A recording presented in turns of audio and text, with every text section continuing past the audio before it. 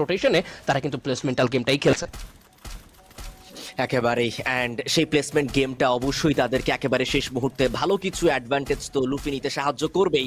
Fight to কিলরা আরো একটা লড়াইতে যুক্ত হয়েছে গেমিং উইথ সিয়ামদের সাথে, যেই দলটা এখনো পর্যন্ত লবিতে থাকা আদার টিমসগুলোকে খুব ভালোভাবে কম্পিটিশনে লিপ্ত করছিল। টম ডাবল নক বের করেছিলেন, বাট সেখানে খুব দ্রুত রিভাইভাল প্রসেসটাও কমপ্লিট করা হয়েছে। ফ্লিকার ম্যাপের অন্য প্রান্তে বিডি টপ ওয়ান তারাও লড়াই করে যাচ্ছে, বাট ফাইট টু কিল তারা এবার গেমিং উইথ সিয়ামদেরকে চতুর্দিক থেকে ঘিরে ফেলেছে। টম ইলিউশনিস্ট ওয়াইটিকে নক করবেন, মানিক ইনসেন্টকে নক করেছেন, কিল করবেন কনফার্ম। ইতিমধ্যেই ফাইট টু কিল পুরোপুরি ভাবে ধুমরে মুচড়ে দিয়েছেন গেমিং উইথ সিয়ামদেরকে। বিন্দু পরিমাণ প্লেয়ার্স কিন্তু এখনো পর্যন্ত হারাননি এই মুহূর্তে। ফাইট টু কিলের কোনো ফাইট টু কিল পুরো টিমটি তারা সামনে থাকা দল গেমিং উইথ সিয়ামদেরকে খুব ভালোভাবে কিন্তু প্রেসার দিয়েছেন। সার্কেলের একেবারে এইজটা এখনো পর্যন্ত মেনটেন করবেন এই দল। সামনে এখনো পর্যন্ত অনেকগুলো প্রতিকূলতা রয়েছে, সেগুলোকে যদি কাটিয়ে ওঠা যায় তাহলেই এই প্রথম ম্যাচে বুইয়া নেওয়া সম্ভব হবে। একদমই, তবে বুয়ানিতে এখন অনেক বেশি কাঠখড় পোড়াতে হবে আইডিএস। এত দ্রুততার সঙ্গে কিন্তু আমরা কেউই বাদ বিচার করতে পারি না কাদের কাছে যাবে সেই বুইয়া। সেক্ষেত্রে রাত ভাই দেখো কত বেশি তিনি আসলে নিজের ডিসিপ্লিন গেম তিনি খেলছেন, একদম স্লোলি খেলছেন। ইয়েস, দ্য ফ্লিকার ফর রাত ভাই, flicker for Bangladesh top one, এটাই হওয়ার ছিল, এটাই ছিল ফ্রি ফায়ার রোড টু গ্লোরির ধামাকা, এবং সেই কাজটাই হবে। বিগত আসরেও কিন্তু তেমন কিছু দেখেছি, এবারও কিন্তু তেমন কিছু ঘটতে যাচ্ছে। অ্যান্ড দূর থেকে কিন্তু প্রেসারটা ক্রিয়েট করতে চাবে টপ ওয়ান, কারণ লং রেঞ্জের সাপোর্টিভ সেই রোলটি অ্যাজ আ বম্বার তিনি সেই কাজটাই চালাতে চাবেন। তবে দূরে কিন্তু রয়েছে রোস্টেড গেমিং, মুশফিক গেমিং এবং দিবস। স্যান্ডউইচ সিচুয়েশন ক্রিয়েট না হয়ে যায়, একদম দুটো দলের মাঝে যদি পড়ে যায় রাত ভাই ওয়াইকে, আমার মনে হয় আইডিয়া সেখানে কিন্তু রাত ভাইদের জন্য যথেষ্ট প্রেসার থাকবে, এবং রাত ভাইদের কিন্তু সেক্ষেত্রে এই ফাইটে অনেক বেশি পিছিয়ে যাওয়ারও একটা শঙ্কা রয়েছে। বুঝে খেলতে হবে, একটু স্পেস বানাতে হবে, একটু লং রেঞ্জের ফাইটগুলো কন্টিনিউ করতে হবে, যেহেতু শুরুর দিকে খুব একটা ব্যাটেলে তারা এঙ্গেজ হননি। সেই হিসেব বিবেচনায় এবার কিছুটা বুঝে শুনে একটু লেট ফাইটে এঙ্গেজ করতে পারলে আমার মনে হয় ওভারঅল রাত ভাই ওয়াইটি বেনিফিটেড হবে।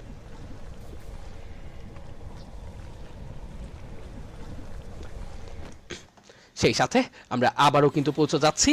এই মুহূর্তে দেখতে পারবো আবারও ব্যবহার করা হয়েছে secondary active character skill Homer, এবং এটা খুবই হেল্পফুল একটা ব্যাপার যে হ্যাঁ, হোমার ব্যবহার করে আশপাশে যখন মাল্টিপল টিম সার্ভাইভ করছে, কে কোন দিকে রয়েছে, ক্লোজেস্ট রেঞ্জে কোন প্লেয়ারটি রয়েছে তাকে স্পট করা যায়। এবং রাত ভাই, রাত টপ ওয়ান, তিনি কিন্তু টোটালি নজর রাখছে, তার অবজারভেশন টোটালি ওই টাওয়ারটার দিকে যেখান থেকে খুবই পারফেক্ট কিছু স্কোপ পাওয়া যায়, কিছু অ্যাঙ্গেলস পাওয়া যায়। এবং আইডিয়া আমার মনে হয় সেই অ্যাঙ্গেলগুলোকেই আসলে কোনো না কোনো ভাবে যে কোনো অ্যাঙ্গেল থেকেই যে অ্যাঙ্গেলগুলো বিপদ তৈরি করতে পারে রাত ভাইদের, সেই অ্যাঙ্গেলগুলোকে ব্লক করার জন্য রাত ভাই চতুর্দিকে নজরদারি রাখছেন।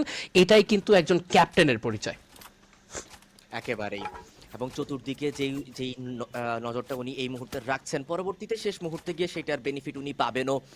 ইতিমধ্যে আমরা রোস্টেড গেমিংদেরকেও কিন্তু লক্ষ্য করতে পারছি, দেখুন একেবারে প্লেসমেন্ট ওরিয়েন্টেড গেম খেলেছে তারা, অত বেশি ফাইট ইনিশিয়েট করেননি। ইনফ্যাক্ট এখনো পর্যন্ত তেমন বেশি ফাইটেও আমরা জড়াতে তাদেরকে দেখতে পাইনি। জিরো এলিমিনেশনস পুরো দলের উপরে। এবার গাড়ি উঠিয়ে দিয়েছেন, টম নিচে নামবেন, একটি শট ডেলিভারি করেছিলেন, বাট পরবর্তীতে আবারও সেখান থেকে গাড়িতে উঠে পড়েছেন একেএম মিরাজ। এইবার বিপদে পড়ছেন তারা। ফাইট টু কিল এখনো পর্যন্ত যতগুলো ফাইট তারা ইনিশিয়েট করেছেন successfully, each and every fight তারা বের করতে সক্ষম হয়েছেন, বাট কাউন্টার করা হয়েছে রোমানের তরফ থেকে। ডাবল নক, রোমান বের করবে, can he tax another one, আরো একটা নক থেকে বের করা সম্ভব হবে কিনা? 1v3 from the side of Roman and Tom, the last man standing from fight to kill. নিজের জীবন বাঁচিয়ে জায়গা থেকে ফল ব্যাক করেছেন, এন্ড সেই বিপদে ফালিয়েছেন রোমান। উনিও কিন্তু তার দল থেকে একমাত্র প্লেয়ার। যদি নিজের খেলোয়াড়গুলোকে ফিরিয়ে না নিয়ে আসা যায়, এই ব্যাটেল ফিল্ডে কিন্তু বেশিক্ষণ নিজের অবস্থানটা টিকিয়ে রাখা সম্ভব হবে না। একদমই বলতেই পারি যে তেমন কিছুই কিন্তু আসলে এই মুহূর্তে আজ করা যাচ্ছে। শুভ খুবই দুর্দান্ত একজন রাশার, একদম আক্রমণ ভাগ তিনি একা সামলে নেওয়ার মতো ক্যাপেবল প্লেয়ার।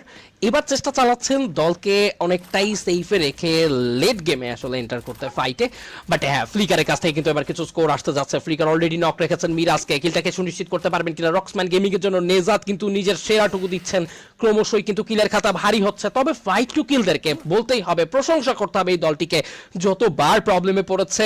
হ্যাঁ, ম্যাক্সিমাম প্রবলেম তিনি ক্রিয়েট করেছেন প্রতিপক্ষের জন্য, বাট এবার যখন প্রবলেমে পড়লো সেখান থেকেও কিন্তু তারা ফিরে এসেছে।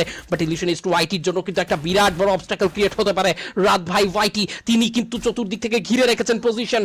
এখন পর্যন্ত রোস্টেড গেমিং মাথা চারা দিয়ে উঠতে পারেনি, টমকে রিভাইভ করতে অনেকটা সময় নিয়ে নিয়েছেন মানিক। ইয়েস, উঠতে না উঠতেই কিন্তু মানিক এবার বাঁচিয়ে নেবেন। হ্যাঁ, বাঁচিয়েছেন ঠিকই, তবে সার্কেলে এন্টার করতে অনেকটাই কিন্তু ভুগতে হবে তাদেরকে। অন্যদিকে একেএম মিরাজ, তাদের অবস্থাও বলবো যে একদমই নড়বড়ে। কিলের খাতায় তো একদম বেশি কিছু কিল তারা যুক্ত করতে পারেনি, বাট রোমানকে যদি মানিক একবার স্পট করতে পারেন, রোমান ভার্সেস মানিক, আমার মনে হয় ব্যাটলটা খুব বেশি দুর্দান্ত হতে যাচ্ছে আরডিএক্স। একেবারেই দুজন খেলোয়াড় কিন্তু এখনো পর্যন্ত সামনাসামনি রয়েছেন।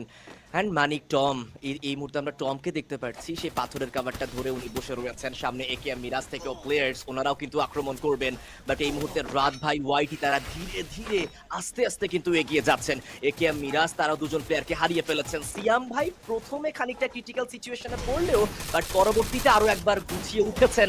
মানিক আরো একবার ক্লোজ রেঞ্জে যাবেন। wow, double Tom. কিল কনফার্ম করলেন। এন্ড তার পাশাপাশি আরো একটা টিমের পতন, আরো একটা টিম এই মুহূর্তে বিদায় নিয়েছে, that is AKM Miraj gaming. And তার পাশাপাশি গেমিং উইথ সিয়াম তারাও কিন্তু বিদায় নিয়েছে এই ব্যাটলফিল্ড থেকে।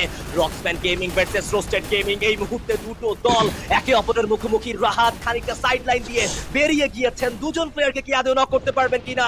সাকিব ড্যামেজ দিয়ে যাচ্ছেন, ফাইট টু কিল এখনো পর্যন্ত চমৎকার পারফরমেন্স দেখিয়ে যাচ্ছেন। দেখুন রোস্টেড গেমিং এবং সামনে থাকা রক্সম্যানদের মধ্যে যে লড়াই, তারা একটা দেওয়ালকে পুঁজি করে পুরো লড়াইটা কিন্তু লড়ে যাচ্ছেন। মুশফিকের সাইড থেকে স্নাইপার শট যাবে, Jess the last standing from Mushfiq gaming, এবং জেস যদি সেখানে ফিনিশ হয়ে যায় পুরো দল হয়ে যাবে এলিমিনেট। রোস্টেড গেমিং কোনোভাবেই কম্পাউন্ড কন্ট্রোলটা হারাতে চাচ্ছেন না। #7 এলিমিনেট করলো সেখানে মুশফিক গেমিংদেরকে। রোস্টেড গেমিং দুর্দান্ত লড়াই ইনিশিয়েট করেছেন, বাট রাত ভাই ওয়াইটি তারাও একেবারে শেষ সার্কেল পর্যন্ত ইতিমধ্যে পৌঁছে গিয়েছে। একদমই একদমই ঝোপ বুঝে কোপ মারার মতো একটা ব্যাপার তৈরি করতে চায়। শুভর কাছ থেকে শট পেয়েছে, কানেকশন এসেছে knock. Tennyson last player survive করবে এই মুহূর্তে আরডিএইচ, বলাই যায় একটা উইন উইন সিচুয়েশনে যাওয়ার প্রস্তুতি গ্রহণ করছে এই মুহূর্তে রাত ভাই ওয়াইটি। বাট রোস্টেড গেমিং তিনি তো কোনোভাবে ছেড়ে কথা বলবেন না। মেকোর কাছে রয়েছে স্নাইপার, এই মুহূর্তে মেকো সিঙ্গেল স্নাইপারের সঙ্গে M590 একটা ভালো কম্বো তো সেট করতে পেরেছেন, বাট টম যেন তার জন্য একটা বিরাট বড় বিপদ। Roxman at #6 last 5 teams are still alive, যেখানে এখন পর্যন্ত সিয়াম ভাই সার্ভাইভ করবে। দুটো টিমের কাছে রয়েছে ফুল রোস্টার, লাস্ট জোন ব্যাটল রাত ভাই ওয়াইটি, যেখানে রয়েছে ফ্লিকার রয়েছে এই মুহূর্তে তাদের দলে।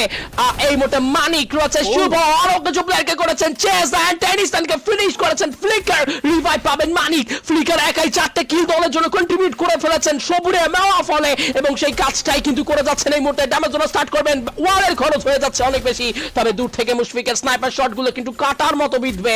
রিভাইভ করার চান্স কিন্তু পেয়েছেন এই মুহূর্তে টপ 1, এন্ড সেই সাথে কিন্তু ক্লোজ এন্টার করবেন মেকো। ড্যামেজ স্টার্ট করবেন মেকো, টপ 1 কে মধ্যে নক দেওয়া হয়েছে, রাতকে নক দেওয়া হয়েছে। M7 এর ব্যবহার তিনি করে উঠতে পারেনি, ফ্লিকার ট্রাই করবেন, পারবেন কি সেখানে কাজের কাজটা করতে। লাস্ট জোন ব্যাটল এই মুহূর্তে সাকিব, এইচপির একটা ঘাটতি, শুভ এই মুহূর্তে এন্টার করতে চায়, তবে পেছন থেকে সাপোর্ট রয়েছে মুশফিকের তরফ থেকে, বাট না, ফ্লিকার অনেক বেশি বিপদে পড়ে যাবেন এবার, কারণ তিনটা প্লেয়ারকে চোখের সামনে হারাতে দেখছেন তিনি। করবেন তো করবেনটা কি। Mushfiq the last man live from roasted gaming, সামনে থাকা টিম রাত ভাই ওয়াইটি, this is gonna be 1 versus 1 or 1 versus 2, what it is. এই মুহূর্তে মুশফিক করছেন রিভাইভ, ট্রাই করছেন রিভাইভ দিয়ে দেওয়া হলে বিপদ বাড়বে। ট্রোগানের শট কানেকশন পেতে পারে, বাট না, ট্রোগানের শট সেখানেও কানেকশন প্রপার পায়ে ওঠেনি, এবং এই মুহূর্তে কিন্তু ট্রাই করবেন মুশফিককে চেস করার, স্নাইপার ভার্সেস স্নাইপার, তবে ক্লোজ রেঞ্জ ব্যাটলে কে করবেন নিজের সেরাটুকু।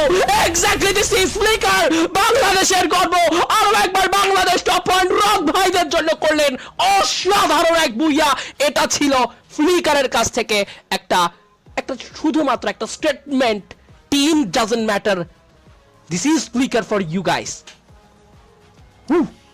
Exactly this is the Flicker. And আসলে দল সেখানে ম্যাটার করে না, যে কোনো দলে থেকে উনি খুবই দুর্দান্ত খেলতে পারেন, সেটার প্রমাণ আরো একবার দিয়েছেন। ওয়াও, অনেকগুলোই কিন্তু টার্নিং পয়েন্ট সেই জায়গাতে ছিল জয় ব্রো। আমরা একেবারে শেষ মুহূর্তে দেখেছি ফ্লিকার যখন উনি স্নাইপার পরিবর্তন করে সেখানে ট্রগনটা হাতে তুলে নিয়েছিলেন এবং মুশফিককে খুব ভালো প্রেসার করেছিলেন। মুশফিক এক্স্যাক্টলি সে জায়গাতে বুঝে উঠতে পারছিলেন না কি করবেন, একটা রিভাইভাল প্রসেস কমপ্লিট করার চেষ্টা করেছিলেন, বাট সেইটাও সম্পূর্ণরূপে উনি করতে পারেননি, সেই সময়টুকু পাননি। ইনফ্যাক্ট ফ্লিকার সেই সময়টুকু তাকে দেননি, বাট প্রথম ম্যাচেই বিডি টপ 1 খুবই দুর্দান্ত পারফরমেন্স দেখিয়ে প্রথম ম্যাচটি বুয়াতে রূপান্তরিত করেছে। দর্শকদের জন্য হয়তোবা এটা একটা বিরাট বড় উল্লাসের মুহূর্ত তৈরি হয়ে গিয়েছে আইডিএস বলতেই পারি। দেখো আসলে অসংখ্য সমর্থক আসলে কন্টিনিউয়াসলি কিন্তু আসলে সাপোর্ট দিয়ে যাচ্ছিলেন। এক প্রকার চ্যাট বক্স ভরিয়ে ফেলেছেন রাত ভাই টপ ওয়ান ফ্লিকার। আসলে দেখো এই দলে খেলা প্রতিটি প্লেয়ার কিন্তু ব্যক্তিগতভাবেই তাদের কিছু সমর্থক